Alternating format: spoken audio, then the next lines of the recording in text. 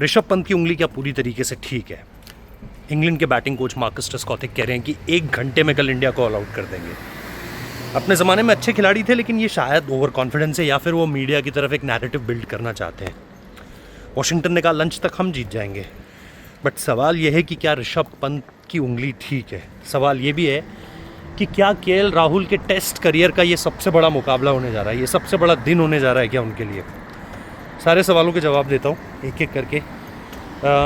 London में इस समय पे 10 बज रहे हैं और आप देख रहे हो कि शाम है, अभी भी गाड़ियों की लाइट ऑन हो चुकी है, लेकिन अभी भी अगर आप देखोगे तो शाम ही दिखाई दे रही है आपको। और इंटरेस्टिंग है आज का पूरा दिन, क्योंकि वॉशिंगटन सुंदर ने अगर आप देखोगे कल जो किया वो बहुत ज़बरदस्त था। उन्होंने जो विकेट लिए विद द बैट, मुझे लगता है आज उनकी ज़रूरत पड़ेगी, ऐसा नहीं है कि उनकी ज़रूरत नहीं पड़ेगी। और उन्होंने बहुत इंटरेस्टिंग पारियां खेली है इंडिया के लिए, चाहे आप अभी पिछले साल मेलबर्न में देखो या फिर आप 4 साल पहले जाओ और गैबा की उनकी इनिंग्स देखो, उनकी पार्टनरशिप्स देखो, तो है उनमें दम है। और बॉल से उन्होंने दिखा दिया it's now all about bat.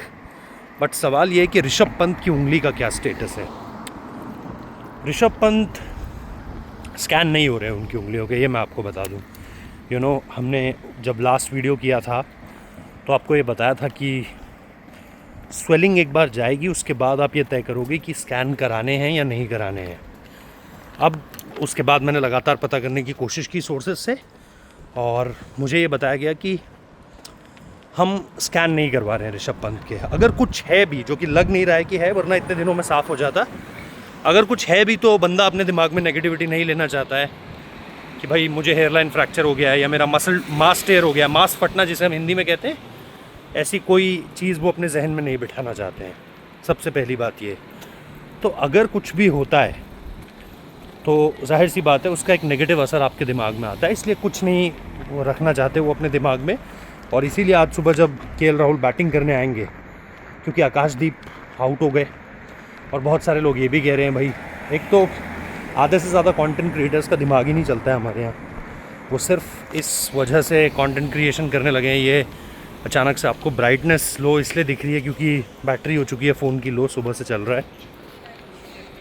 आधे लोग ये शिकायत कर रहे हैं कि यार वो क्यों पहली बॉल पे सिंगल क्यों ले लिया। देखो, आकाशदीप का काम था केएल राहुल को बचाना, केएल राहुल का काम नहीं था कि आकाशदीप को बचाएं।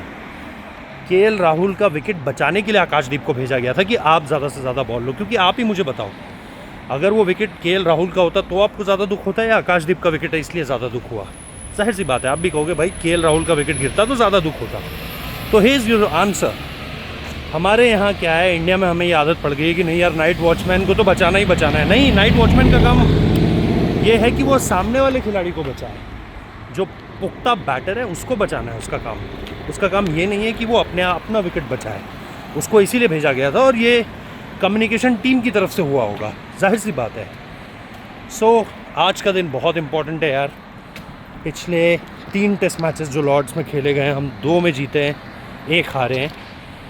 आज हिसाब बराबर नहीं करना है, आज जीतना है। आप लोगों को क्या लगता है बताइए? मुझे लगता है हम कर देंगे, मुझे लगता है हम जीत जाएंगे।